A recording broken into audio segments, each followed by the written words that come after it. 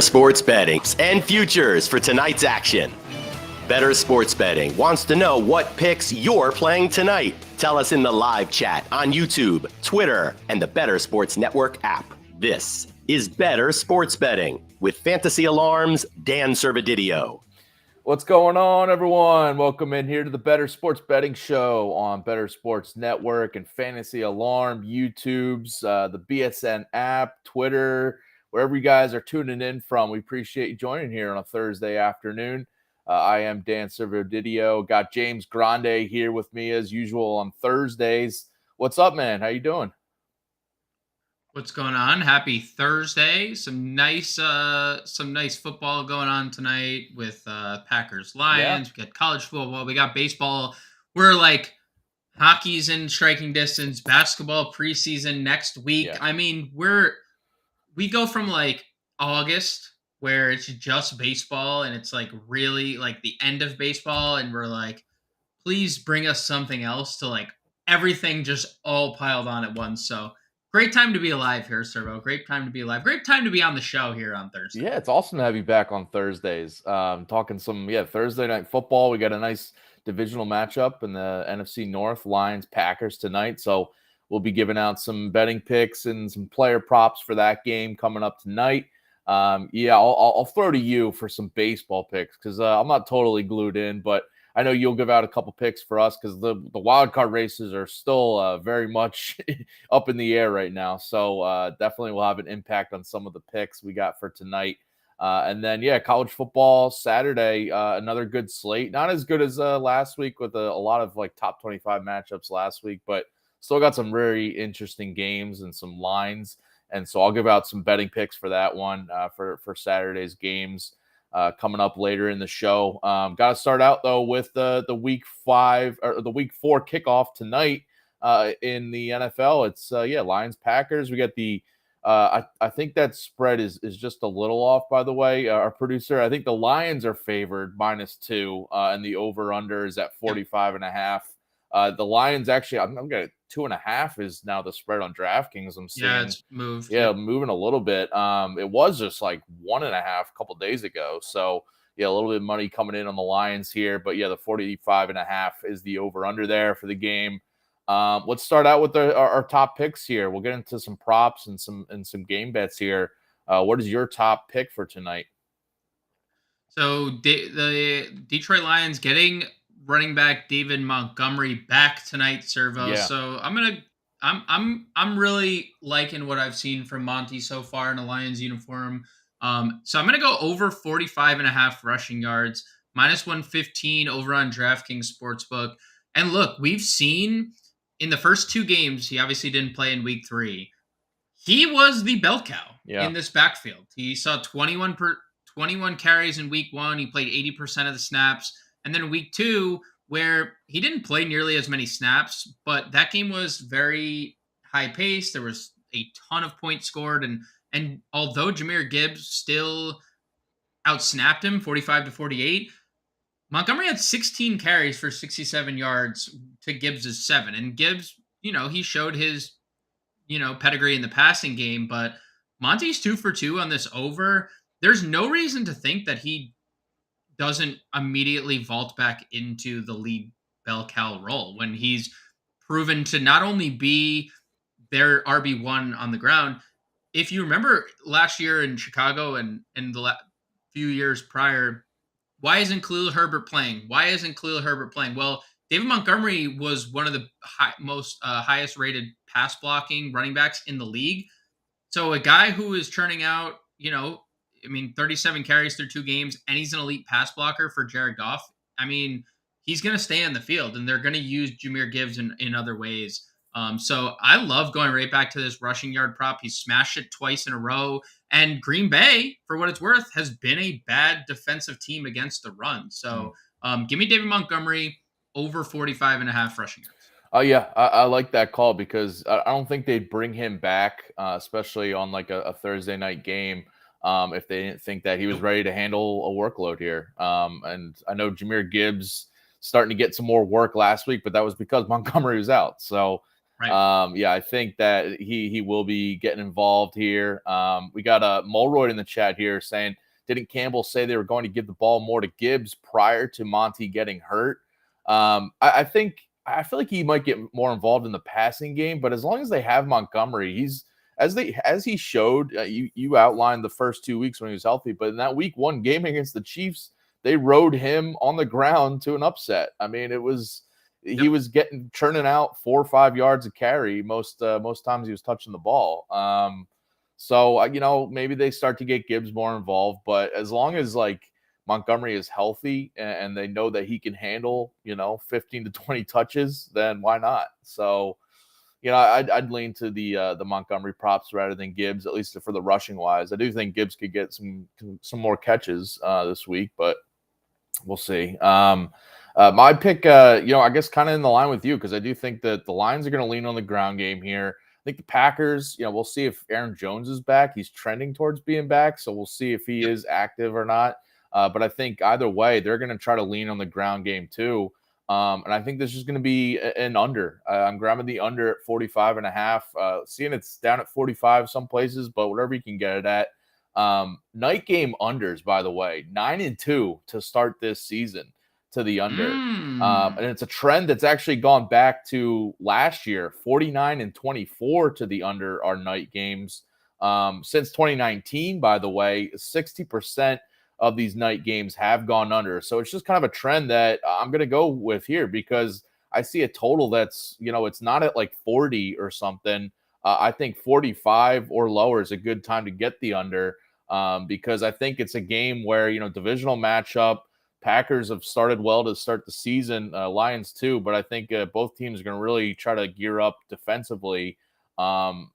Just in the fact that it's a Thursday night game, I feel like these games are trending towards the under usually. I think your Montgomery prop can hit, but the Lions do have a good amount of injuries on the offensive line. They got 2 starters out, Vaitai and Nelson already ruled out, and then Taylor Decker, Jonah Jackson are also questionable, might play, might not play.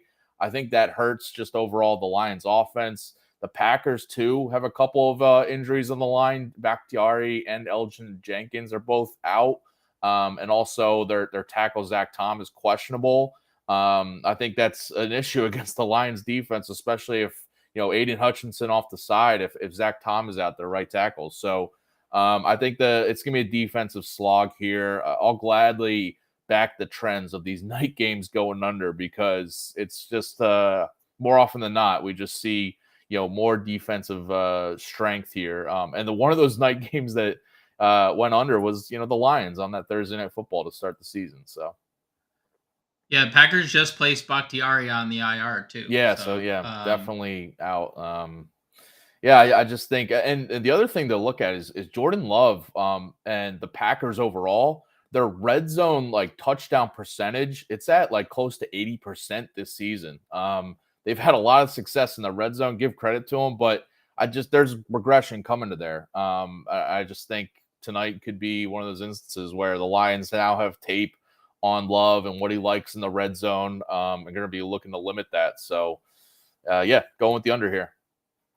I do think there's regression, but also it should be noted that Christian Watson making his debut and how many touchdowns he was able to score last year. He was a threat every time he touched the ball.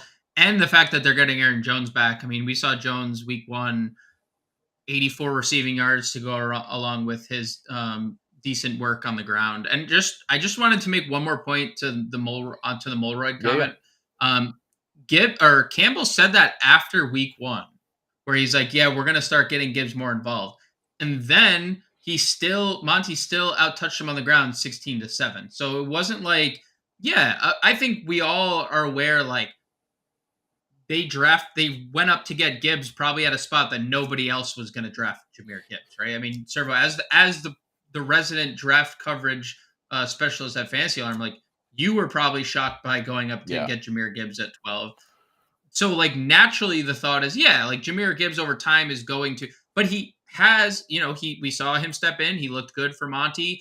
But as you mentioned, if Detroit is missing people on the offensive line, they're going to lean heavily on Monty in this game in the backfield because he's such a good pass protector. He is going to be on the field more than they have a rookie running back who, is kind of undersized to begin with. So I think we're going to see a lot of Monty. And if we're seeing a lot of Gibbs, I think we do see kind of like that similar week 2 output where he has 7 catches and 9 targets and something similar to that, to your point that you just made. Yeah. And also, I mean, we'll see how the rest of the season goes, and especially, starting tonight, but there's a chance like Campbell was probably feeling some heat about, like, oh, you guys drafted him 12th overall and he got how many touches to start the season. So maybe this was one of those things he wanted to say to get some, reporter heat off of him.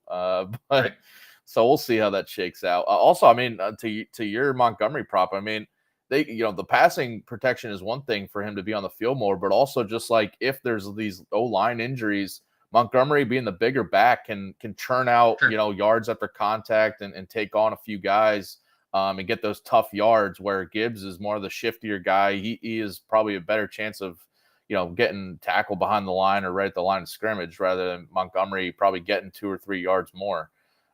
So yeah, just something to keep an eye on. Yeah. The Watson injury, also just something to keep an eye on because, also like Aaron Jones trending towards playing, but still questionable. So we'll see if these guys are active, before kickoff. All right. Any other, props you got going? Yeah. I'm going to stick with David Montgomery. And I think I have 1 touchdown called tonight, and it's David Montgomery getting into the end zone, plus money over on DraftKings. Look, in the first 2 weeks, when you look over some red zone data, some red zone data can be skewed because you look at it, you're like, oh, well, inside the 20, doesn't mean a lot. But we started getting closer, and in 2 weeks, he had 3 attempts within the 10-yard line. He had an attempt inside the 5-yard line, and they scored a touchdown on that run. Then you think back of Ben Johnson's offense. They are not a tush-push team, and you firsthand know the most of anybody about the tush push because you invented it. Why aren't more teams tush push though? I could not agree. I could not agree more. Also, like, not everyone has an athletic freak like Jalen Hurts. I don't know if Jared Goff's really the tush push guy. Yeah, like I don't think Jared Goff is a tush push guy. He seems more like a tush fumble guy than he would a tush push guy.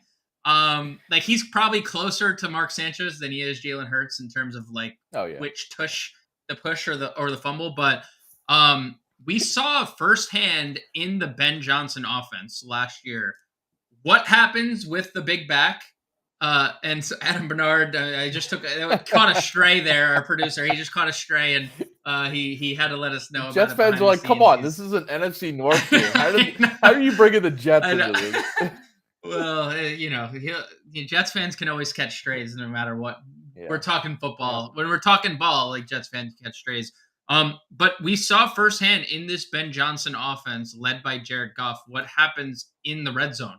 If they are within the 5-yard line, Jamal Williams scored 14 touchdowns last year. He had 30-something carries within the 5-yard line. That's the objective for the Lions. Like, yes, they have Amon St. Brown who can work in tight spaces, and they now have the addition of Sam Laporta. But it's just the Ben Johnson MO through a year and some change. They're going to get in the red zone, use their offensive line to push and get in with their big back. So I like Montgomery to score a touchdown tonight. I know you picked the under. I'm on the fence about it. You can still score and hit the under. Yeah. I'm just saying, like, in general, like, when I was thinking about touchdown props, like, as a whole, I was, like, thinking, man, I really like what Green Bay's getting back. But I think that this is going to be a run-dominant game that Green Bay needs to throw later in the game, and Montgomery's going to get this done nice and early for us in one of the first couple possessions. So I'm going right back to another David Montgomery anytime touchdown. Yeah, I like it. Week 2, I threw out Jahmyr Gibbs anytime touchdown because I saw in week 1 he had that run where he kind of tripped up himself, where he had like a sure touchdown off to the edge against the Chiefs, but he tripped and fell. The next play, they bring in David Montgomery, hand it off, and he runs in for the touchdown. So I think that's like a something that could happen easily because it's like, all right, we'll give Gibbs the chance, but we know Montgomery can kind of get in here. Listen, the under, I mean, we could still have, 6 touchdowns happen in this game for the under to still cash. So, All right. One of my picks, go to the Packers side of things. I like Jaden Reed's receiving yards over. Got it 35.5 over on FanDuel. He's been over this in all 3 games so far. The rookie out of Michigan State's been really coming up in this Packers offense. He's at 48, 37, and 63. That 63 was last week, and he had a highlight reel catch too in that game. He's been developing into a nice rapport with Jordan Love. I know Romeo Doubs is there. Luke Musgrave too showing out, but they're more of like kind of the safer underneath guys. I think we'll see if Watson plays too. That might hurt Jaden Reed's involvement, but Jaden Reed is still kind of like one of those big play threats, and he only needs a couple catches to get over this yards total. And I see this Lions matchup. They shut down the Falcons last week. The defense did. But the week before, they allowed 37 points and a ton of yards to Seattle. 328 passing yards in that game too. Had multiple receivers go for 30 plus receiving yards, 75 for Metcalf, 59 for Lockett. In week 1, 2 Chiefs receivers had 45 plus receiving yards in that game, but also we saw a ton of drops from the Chiefs receivers, so it could have been a lot more. So I think Reed is primed to get, the 35.5 is kind of low. I think it should be probably around 40 because of how good he has been to start the season. I know Watson has been out, but I still think, the connection that Love has clearly started to develop here with Jaden Reed should not go overlooked. So give me the over on Jaden Reed's receiving yards. Yeah, and you look at to your point about Jaden Reed, snaps that he's played, week 1, 53, week 2, 56, week 3, 66. Like, it's only getting better as the rapport builds. So yeah, and as a rookie, you'd expect it to start maybe a little low, but it's clear that he's gaining trust with the coaching staff, with the offense overall. And he leads the team right now in receiving yards. Again, Watson has been out, but still, I think that says something.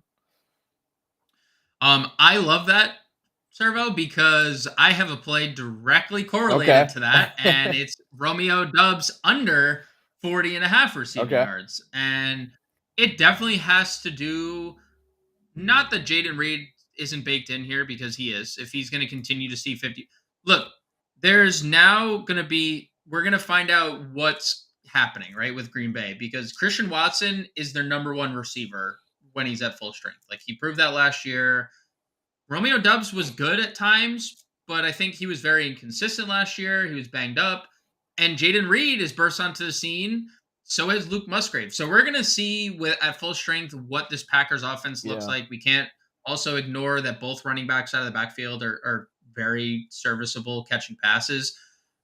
But when you look at Romeo Doubs, like, he has gone over this once in his first 3 games. But last year, with a better quarterback, and we're talking about Aaron Rodgers, 4 out of the 13 games he played, he went over. There was twice where he didn't catch a single pass in a game that he received targets in. And he's not exactly a guy who stretches the field like a Christian Watson or a Jaden Reed. Just 10 yards per reception last year. I liked Romeo Doubs coming into the year if Christian Watson was hurt, and I like the DFS aspect from it, but I just don't think we're gonna get that big of a game here. I know the 12 targets last week suggests that maybe things are a little different, but with Watson being back, with the fact that he isn't someone who really stretches the field that much, I'm gonna go under 40.5 yards. For Romeo Doubs as more of a possession guy for Green Bay. And I just don't think we're going to see nearly the same volume, because you also factor in Detroit's been bad against tight ends this year so far. So Luke Musgrave is going to get a lot of attention. And I know a lot of people are on his props today. He's a very hot commodity in the fantasy industry. And you get Watson back, and Aaron Jones. What if Green Bay gets out to a lead? Now we're talking about a dual-headed monster. There's just a lot of factors taking me off the Romeo Doubs bandwagon this year. Yeah, and if Watson is back, I think that takes away just the outside receiver opportunities for Doubs. Whereas Jaden Reed is more in the slot. Musgrave obviously from the tight end position. So yeah, I think Watson being back would hurt Dobbs more than Reed and Musgrave. So yeah, I think the Musgrave props are interesting as well. But I do think the under on Dobbs, because he could catch still. I mean, he could catch 4 passes in this game, but still finish under 40.5 receiving yards if he has some underneath catches there. All right, another pick I like, going the defensive angle. I've been looking at these defensive guys ever since our producer, Adam Bernard, threw out a defensive prop, I think in week 1 or 2. I've been looking at it each week to see whether there's some value, and Brian Branch is the guy I'm looking at here. 5.5 tackles and assists. Take the over there at -140 on BetMGM. The Lions, we talked about the injuries in the offensive side, but on defense, their top 2 safeties are out. Well, Kirby Joseph is questionable. We'll see if he is out. He was out last game, but CJ Gardner-Johnson is out. And last week, Branch moved into, from the nickel corner spot, he went over to one of those safety spots, and he had 11 tackles, all solo tackles too. Playing up on the line as like a run stuffer, playing, covering guys as a, still in that nickel corner spot, but playing a lot of the strong safety role. We'll see if Kirby Joseph is back, but I still think Branch is going to be used a lot, especially, as like a run stuffer guy up in the box with Jones and Dillon for the Packers. So, and I do think Jones being back gives the Packers probably more focus on the ground game, as I mentioned earlier. So I think that gives more tackle opportunities to guys like Branch and some of the linebackers. But yeah, I'm looking at Branch. I think the 5.5 is low because we don't know what the situation is with Kirby Joseph. And, we saw Branch only play in that safety spot last week. He was in the nickel corner spot, played like less than 70% of the snaps in weeks 1 and 2. But last week he played 100% of the defensive snaps as one of their safeties. So I think the injuries kind of are forcing his hand as a rookie to be more involved, and especially as a run stopper and a tackler. I love that. We're getting a guy who played 100% of the snaps, who had 2x the prop that is being given in just solo tackles. And again, it was against a Falcons team that we know loves to run the football with Bijan and Algier. And I think I assume Aaron Jones is going to play. He's been trending towards that all week, and I think if him and AJ Dillon back, we're going to see a lot of tackle opportunities here for the Lions. Fully agree. Couldn't agree more, actually. Couldn't agree more if I tried, Servo. It's good vibes.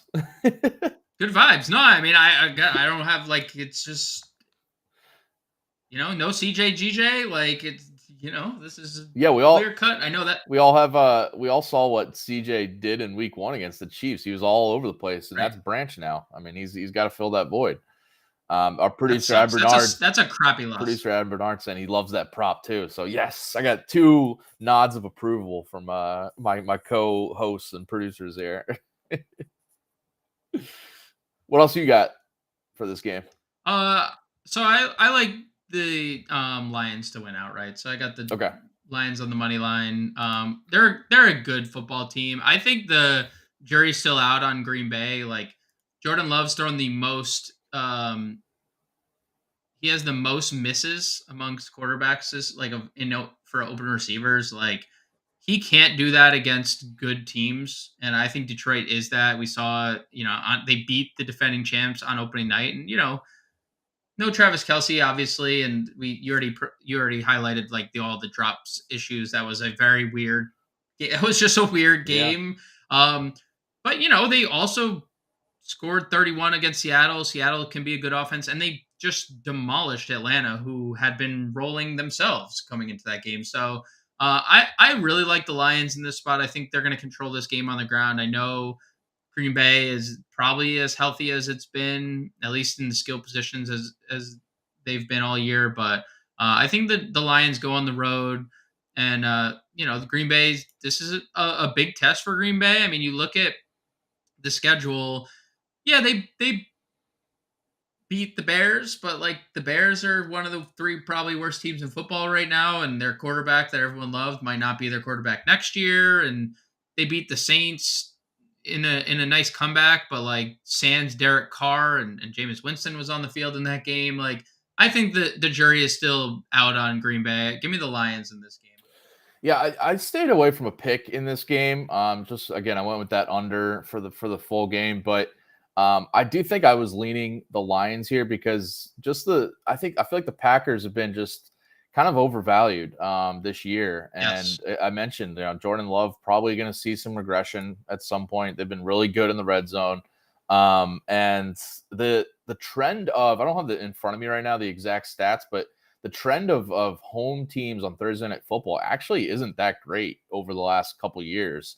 It's the road teams that surprisingly have the advantage, whether it's straight up or against the spread. So, and this money line, you got it at minus 130. It's already moving more in the Lions' direction, as we mentioned, minus 142 right now, minus 2.5 on the spread. So it looks like more and more money is coming on the Lions to get this one to get this win to kick off week 4. So good call on that to get it at minus 130 too.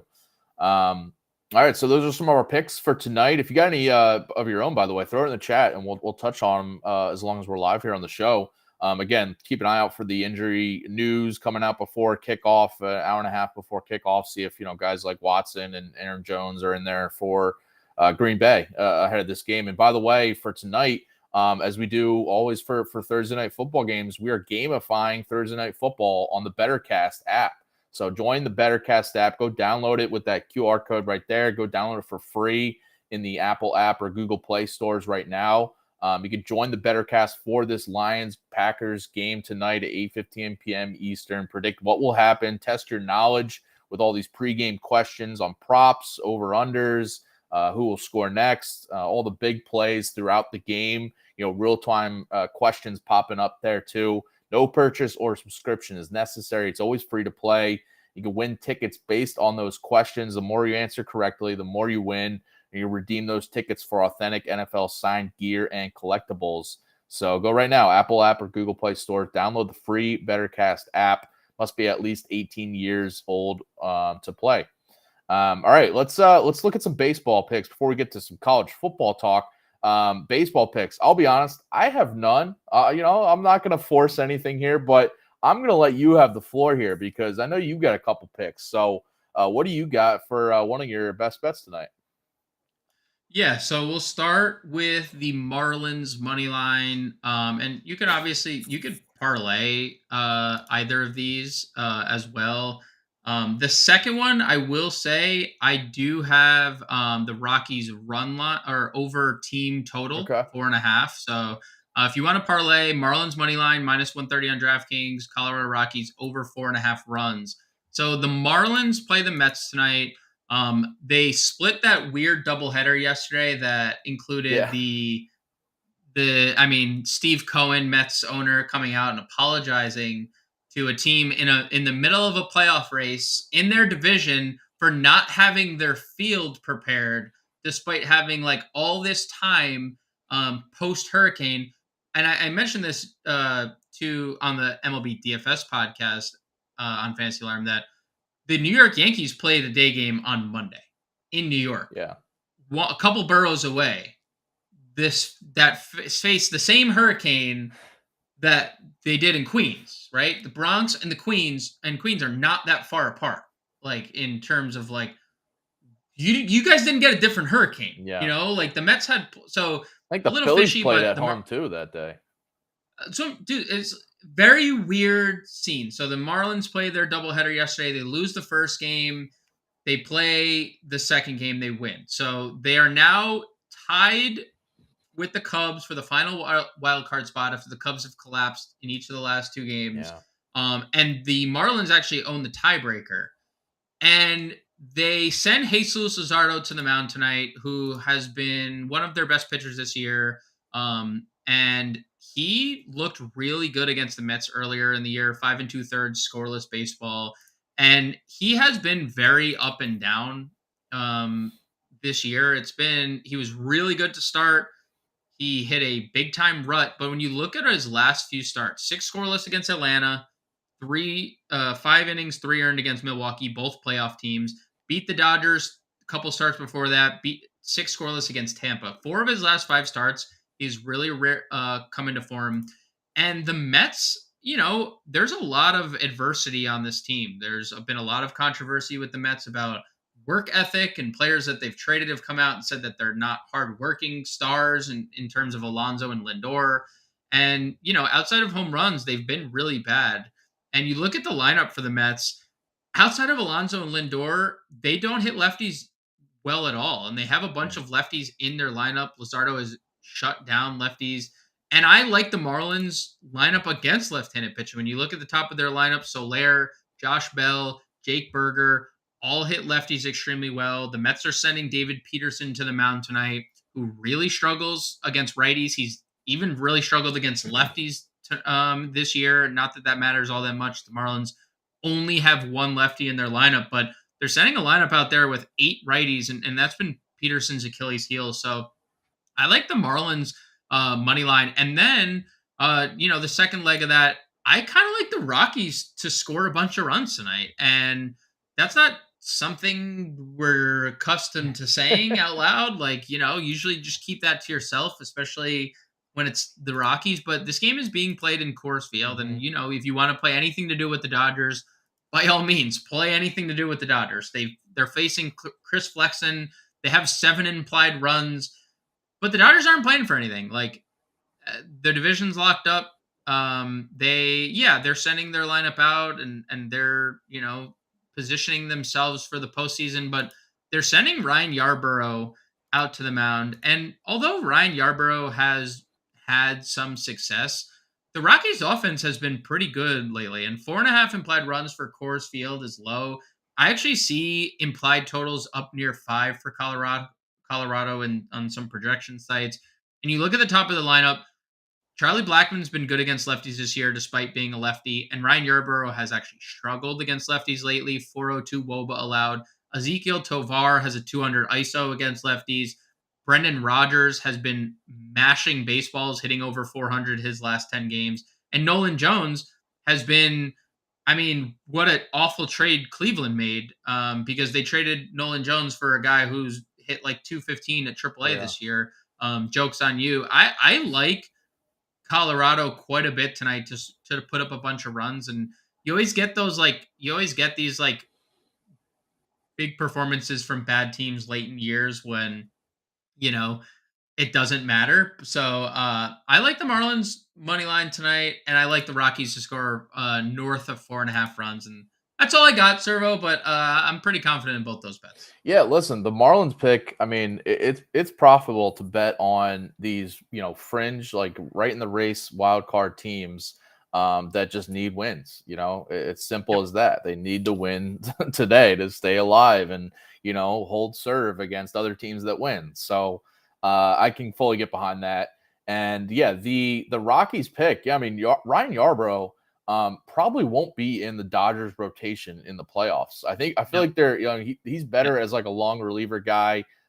They have other options, and I feel like this is one of those instances, like at end of the season, let's throw out there for a start, see what he has. But I feel like in the postseason, he's going to be used in the bullpen. And as a just kind of pulling up his splits here, I feel like he's been better as a reliever this year than as a starter. He has been in overall like this in his career when he was with the Rays, when he was with the Royals. But I'm looking at the wrong thing. Sorry about that. I do see that he has he's allowing better batting average, some better numbers against hitters when he is a starter as compared to a reliever. But in general, you get the Rockies and Coors, so I can get behind that. Yeah, look, I'm not saying Ryan Yarbrough he's actually been semi-decent with the Dodgers. It's just you put him in Coors, and also you think about the way things are shaking out for the Dodgers. They have 98 wins. The playoffs start in next week, and you've already seen teams not using their primary relievers exactly, and primary starters for length, because they're setting them up for full strength for the postseason. So I think the Rockies I know the Dodgers are sending out their A lineup, but I think that we're going to get a Rockies offense against tier 2 of the Dodgers pitching staff. All right.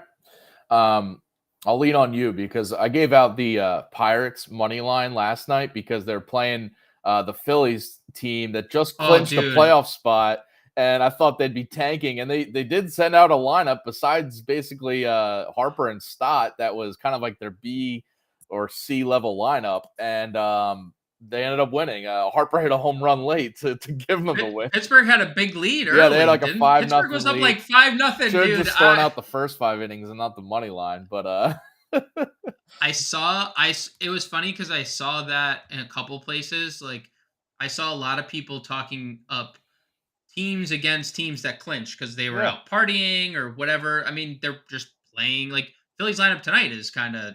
I haven't seen it, but yeah, I mean, I don't expect them to really send out a lot of guys. Give guys rest before the playoffs. Yeah, I mean, right. And so I saw that in a couple places, and I saw 5-0 Pittsburgh, and then I saw 5-5 Philly. I was like, oh, or 5-5. I was like, oh no. Yeah, Pittsburgh beat Pittsburgh, and Harper comes in and hits a home run. So, yeah. Well, I'll stay away, but I'll back your picks for baseball tonight. All right, let's switch gears back to football. And if you think you know college football, then prove it. Prove it, James. Prove it.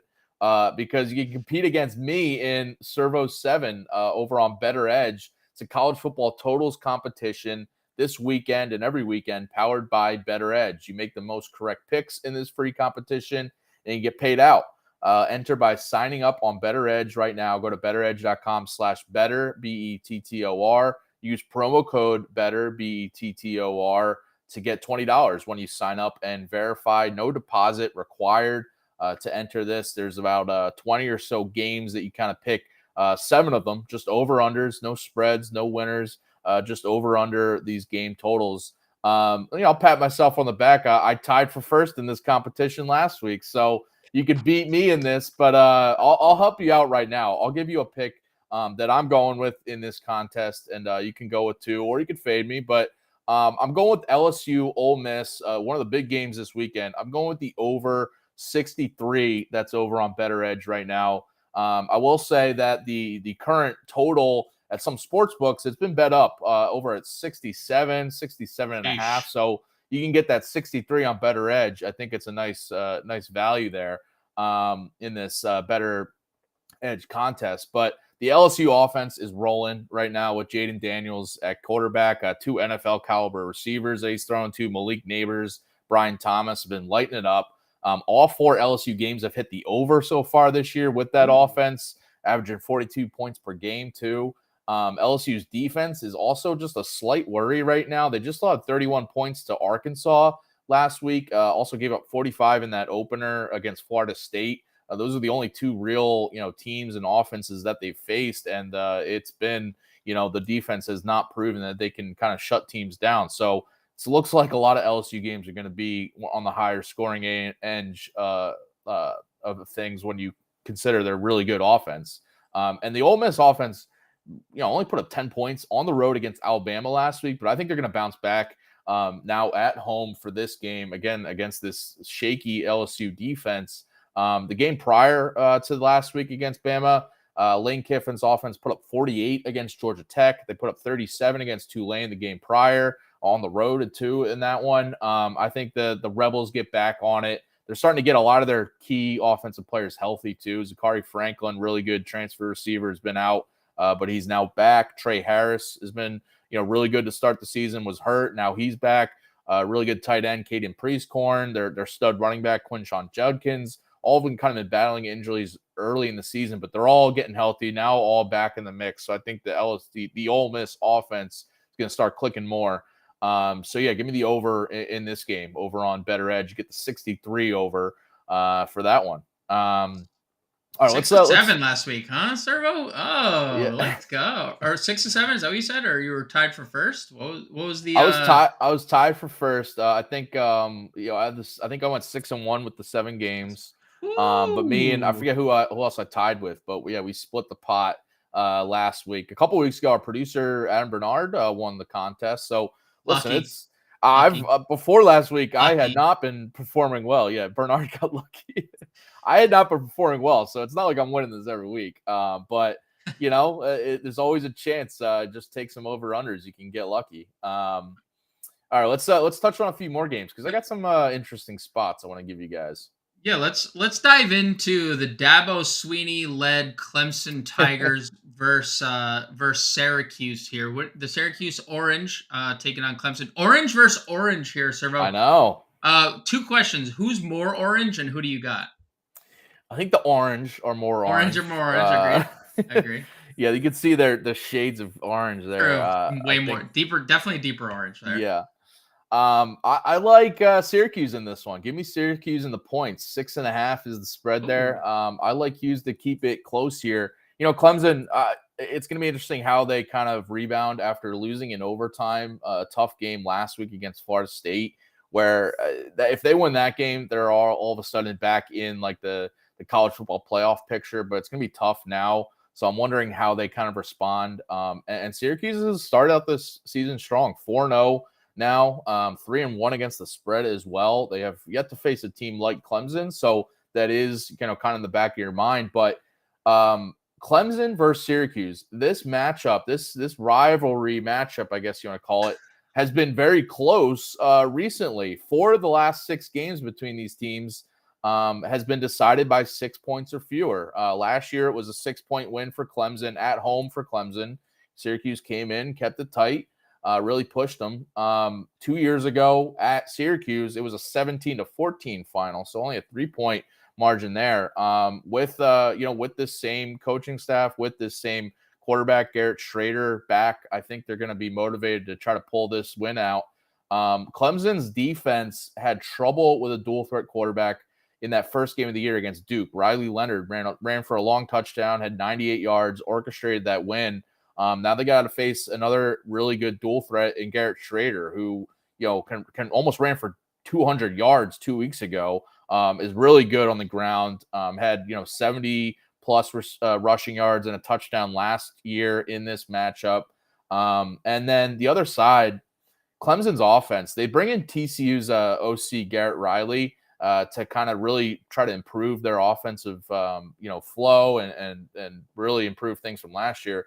But it just hasn't really come to fruition yet. They're still kind of force-feeding the ball to their main guy, Will Shipley, the running back. But outside of him, they don't have a lot of playmakers. The receivers have not stepped up. They really haven't gelled into like that high-tempo, high-scoring offense that we saw with TCU last year. It's really been just kind of a slog at times, and they're just leaning on Shipley as like a kind of do-it-all guy right now. So I think Syracuse can really, if they can bottle up Shipley, they're going to keep this one close. And I think the 6.5 spread, it's obviously risky because Clemson is a tier above Syracuse, but I just think at home, Syracuse is going to come in and really keep this one close. Syracuse, the football school now, Servo, not the basketball school. Apparently, yeah. Jim Boeheim is out. So right now, yep. Well, maybe Jim they've been terrible at basketball lately, though. So sure.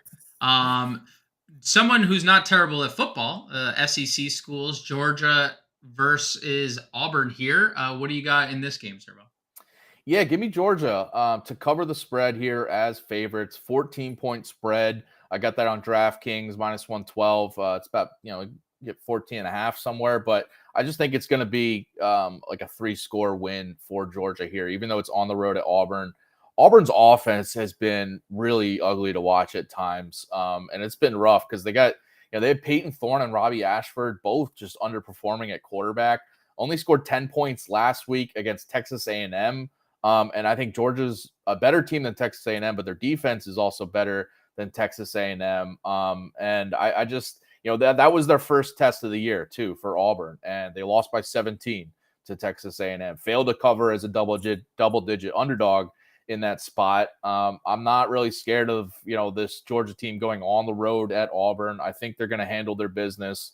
They are actually, surprisingly, the 2-time reigning national champs have yet to cover a spread this season through 4 games. They're 0-4 against the spread.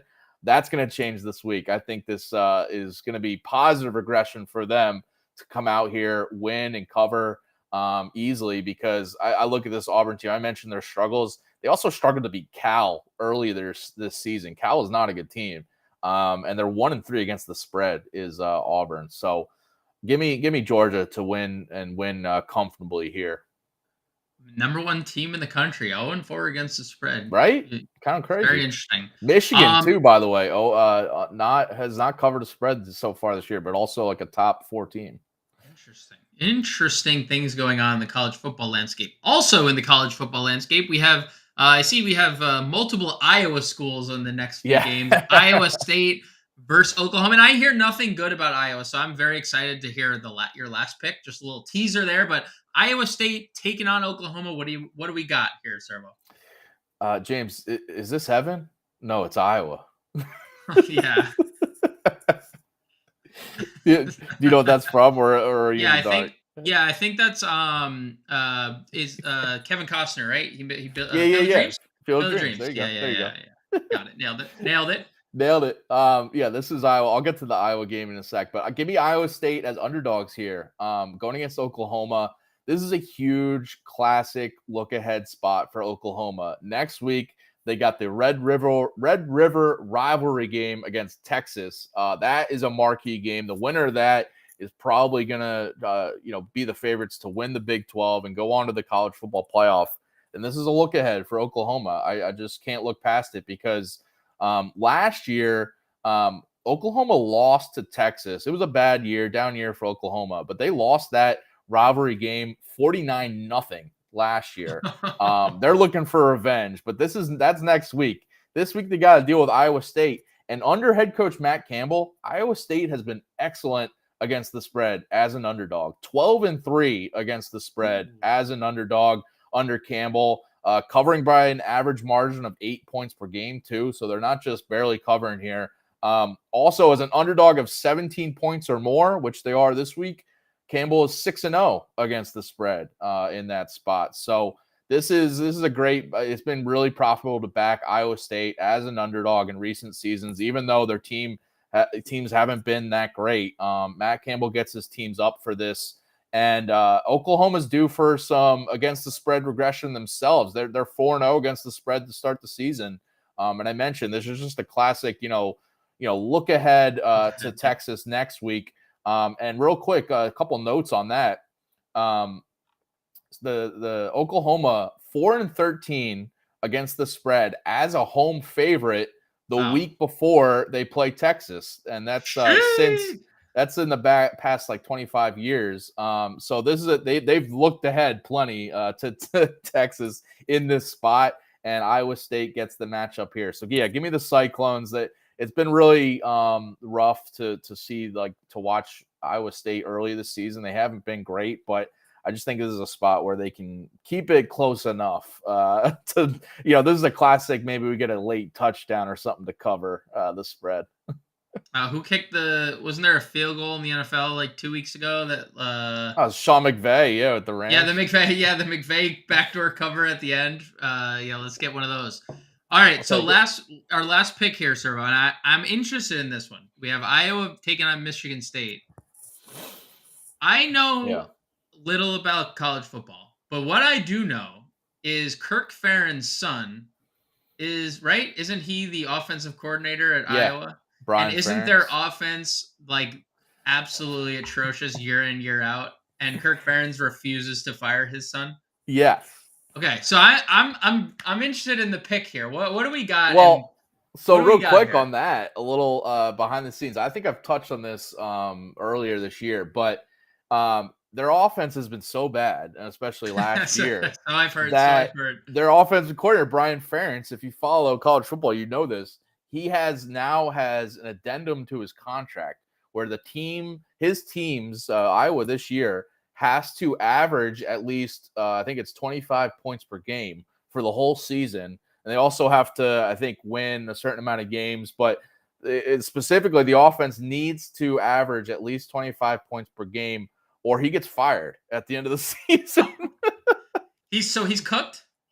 Well, they got shut out last week against Penn State, and they're trending towards not averaging that. But with that in mind, games like this where they're favored by double digits against the Michigan State team that's kind of falling apart, this is a spot where they can boost that average up and take advantage. As bad as their offense is, this could be a spot where they do it. But honestly, this is more of a fade of Michigan State because you may have also heard their head coach, Mel Tucker, he's been involved in a sexual harassment scandal, just got fired this week, but he's been suspended these past 2 games. And these last 2 games with the interim coach, Harlan Bennett, taking over for Tucker, Michigan State has lost by a combined score of 72-16 against Washington and Maryland, failed to cover as underdogs in both those games. And I just think it's not going to go much better this time on the road at Iowa. There's a situation where, so in college, you can choose to, after 4 games played, you can choose to redshirt to be eligible for the next season and preserve your college eligibility. There hasn't been any official reports, but there's been some kind of behind the scenes rumors that we might have some players, now that 4 games have been played, now that Mel Tucker has officially been fired, maybe choosing to sit out the rest of the year and redshirt, enter the transfer portal. So that's kind of the behind the scenes to kind of keep in mind. But either way, I mean, again, 16 points combined over the past 2 games, and their defense has allowed 72 points over these past 2. So I look at Iowa. Obviously just got shut out by Penn State, but I do think this is a rebound. They're 2-1 against the spread as favorites this year. That includes a 31-point win over Western Michigan as 28.5-point favorites in that. So they covered big spread there. I think they can do it again here. 12.5, it's kind of like one of those in-between numbers. You need them to win basically by 2 touchdowns. But I think they can do it, even though it is a low total at 36.5. I just don't see Michigan State scoring much against a really good Iowa defense that, I know Penn State put up 31 last week in this spot, but Penn State's a tier above Iowa, and Iowa is probably like 2 tiers above Michigan State. So give me the Hawkeyes to cover here. Let's go, Brian Ferentz. You're putting up numbers here, buddy. Let's go. Yeah, he's trying not to get fired, Well, I mean, aren't we all? Yeah, I mean, ain't that the truth? And also, fired by his dad. At the end of the day, right. I mean, not technically by his dad, but his dad. They're probably like, all right, you're gonna have to do you're gonna have to do it, Kirk. All right. So those are college football picks. Again, I have a couple more bets in an article form that you can get with the All Pro subscription over at Fantasy Alarm. That'll be coming out a little bit later tonight, so you can check out some picks made for Florida, Kentucky, a good game there, and USC, Colorado. Not shying away from Deion Sanders' team. I'm making a pick for USC, Colorado in that article as well. Real quick, just got a comment here from Ethan Quimby chiming in here. His lock of the night, and he says he's currently 2-0 on this show, I guess, giving out picks here. I do remember him chiming in, but I don't remember those exact picks. But A.J. Dillon, over 8.5 rushing attempts. Currently 8-game streak of 9+ carries, and he thinks it continues with Jones coming off the injury. Lock it in. Listen, if Jones is active, then I don't see them handling him double-digit touches right off the bat. I mean, maybe he barely reaches that, but I do think it's going to be split between him and Dillon. So there could be value there on Dillon's rushing attempts with just kind of the mindset that Jones is coming back. But yeah, I'd be interested in that. Good call on that, Ethan. All right, we got to wrap up here, but appreciate everyone tuning in here on a Thursday afternoon. Good luck with all your bets tonight. Coming up right after us, by the way, we got the Better Baseball MLB DFS live show with James Grande and John Impemba over on Fantasy Alarm and Bettor Sports Network YouTubes. Over on Fantasy Alarm YouTube at 7 p.m. Eastern. Check out the Thursday night game day preview with John Impemba and Andrew Cooper, and 7 p.m. Eastern on Bettor Sports Network YouTube. We got High Stakes Fantasy Football Show with Eric Balkman. So keep it locked here on Bettor Sports Network and Fantasy Alarm all night long to get your baseball and your football DFS and fantasy and bets in for tonight's games. All right, James, good stuff here, man. Appreciate it. Appreciate you joining. Well, hopefully all of our bets cash tonight. I'll be rooting for the Marlins. I'll tell you that much. Let's go.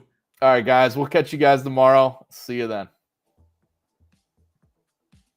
Bettor Sports Betting on the Bettor Sports Network.